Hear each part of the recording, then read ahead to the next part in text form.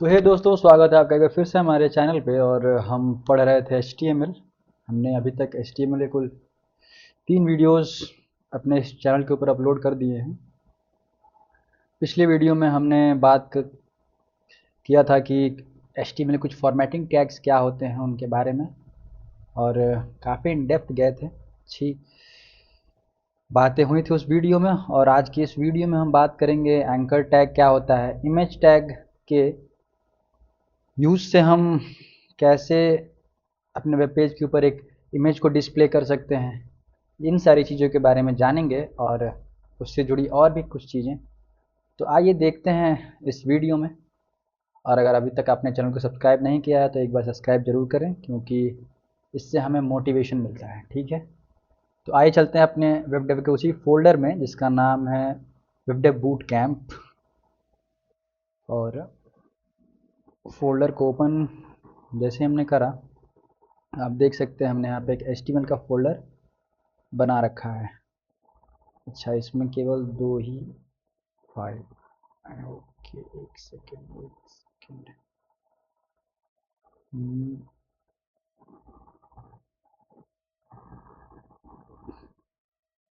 वो दरअसल उस फोल्डर के बाहर ये फाइल चली गई थी, जबकि इसको होना इसके अंदर चाहिए था। ठीक है, तो चलिए हम HTML के उसी फोल्डर के अंदर आते हैं। और हमने यहाँ आप देख सकते हैं कि हमने पिछले 3 वीडियोस के यहाँ पे 3 फाइल बना रखा है, फर्स्ट, सेकंड और थर्ड, और आज का होने वाला है फोर्थ। तो इसको ओपन करते हैं अपने VS कोड में।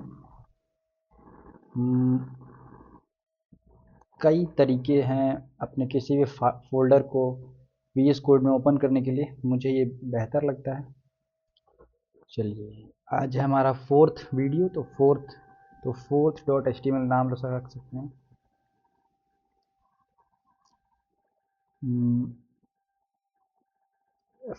बार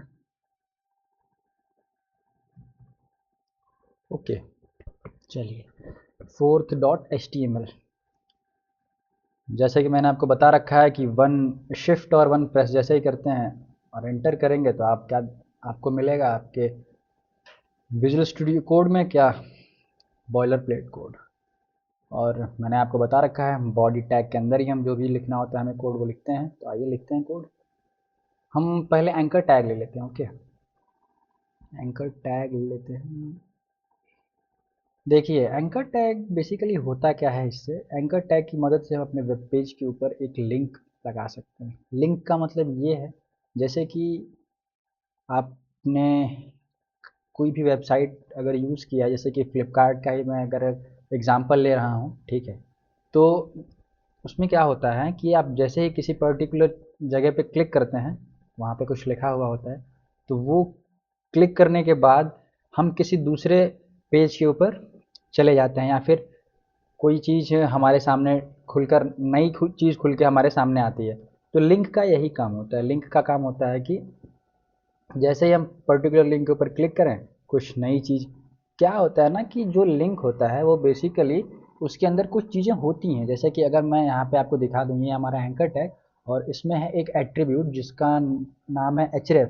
और यहाँ पे इक्वल टू जैसे हमने डबल इन्वर्टेड कॉमा लिया है, तो इस डबल इन्वर्टेड कॉमा के अंदर हमें उस पर्टिकुलर लिंक का पाथ देना होता है।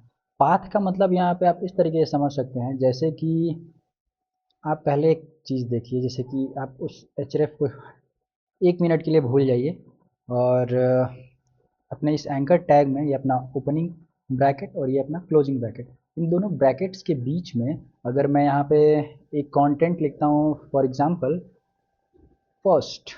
ओके, फर्स्ट ही लिख लेते हैं, और इसको ओपन विथ लाइव सर्वर जैसे ही हम करेंगे, आपको क्या दिखेगा कि हमारे वेब पेज के ऊपर फर्स्ट नाम का एक लिंक जनरेट हो चुका है। ठीक है, यहाँ पे एक फर्स्ट नाम का लिंक जो है डिस्प्ले हो रहा है। ओके, अभी जब मैं इसके ऊपर क्लिक कर रहा हूँ तो कुछ भी एक्शन नहीं हो रहा है, कुछ भी नहीं हो रहा है। ओके, तो चलिए अब इसमें कुछ कार्यस्तानी करते हैं। जो हमारा href है, मैंने आपको बताया था कि हमें इसमें एक पाथ देना होता है।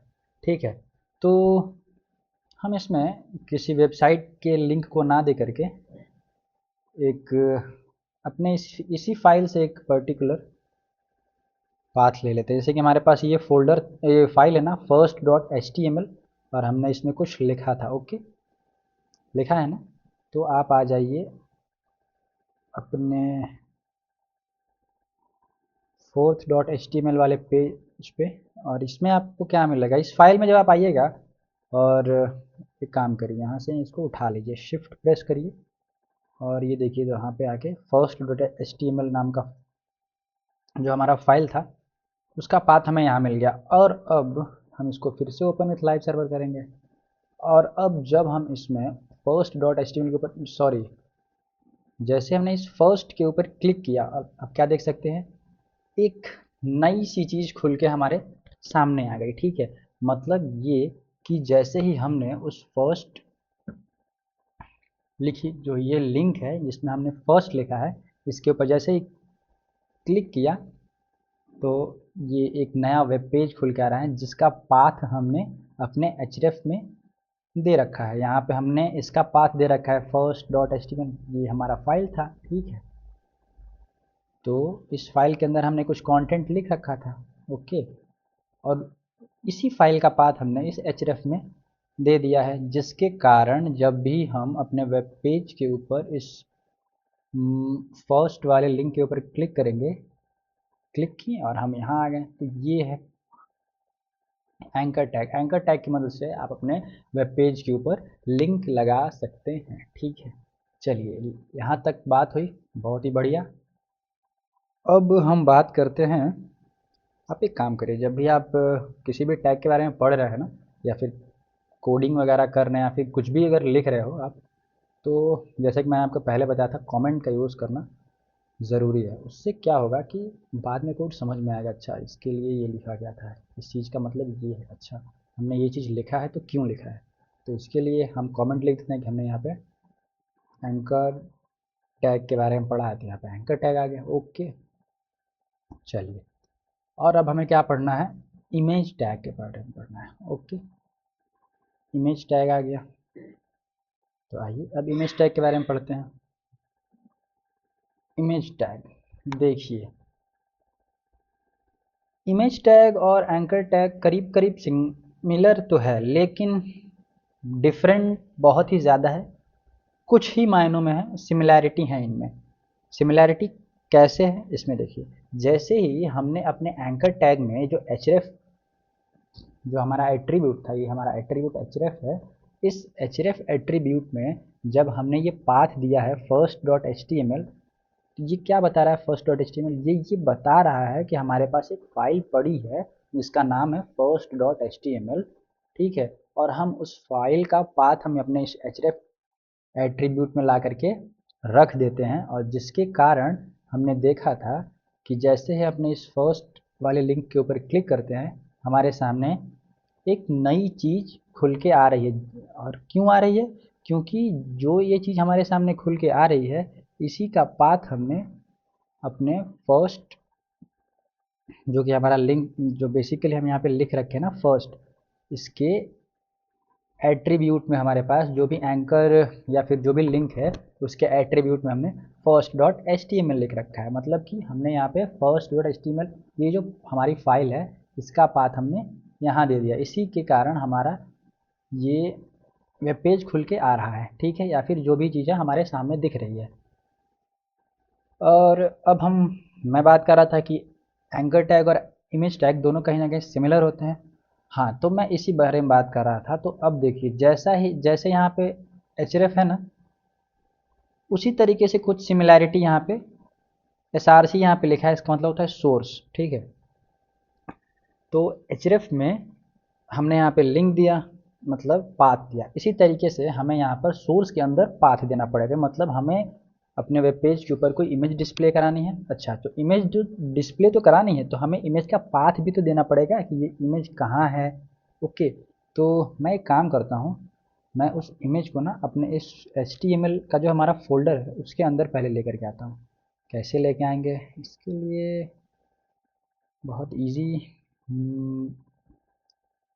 चलिए, चलिए, बहुत इजी होगा, कोई बड़ी बात नहीं।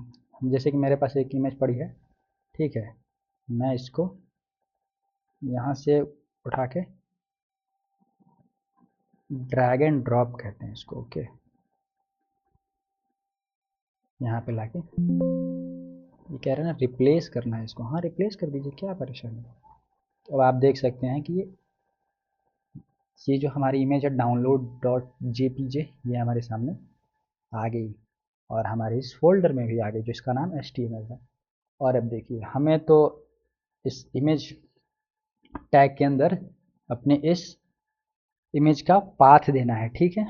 तो इसके लिए आप क्या करिए, मैंने आपको बताया था शिफ्ट प्रेस करिए, और जैसे कि ये है ना, चलिए शिफ्ट प्रेस करे रहिएगा। Wait wait a minute, shift press करिए, शिफ्ट शिफ्ट और ला करके यहाँ पे रख दीजिए। और आप क्या देखेंगे, जैसे ही मैं यहाँ पे इसको रन करता हूँ, ये क्या कुछ बढ़िया इमेज जनरेट हुआ। मानता हूँ थोड़ा ब्लर है, क्वालिटी थोड़ा लो है, लेकिन इमेज तो डिस्प्ले हो गया ना हमारे वेब पेज के ऊपर। तो ये था इमेज टैग। अच्छा भैया, आपने हमें यहाँ पे इमेज तो दिखा दिया, ठीक है। तो क्या इस इमेज की हाइट और विड्थ बढ़ा घटा सकते हैं?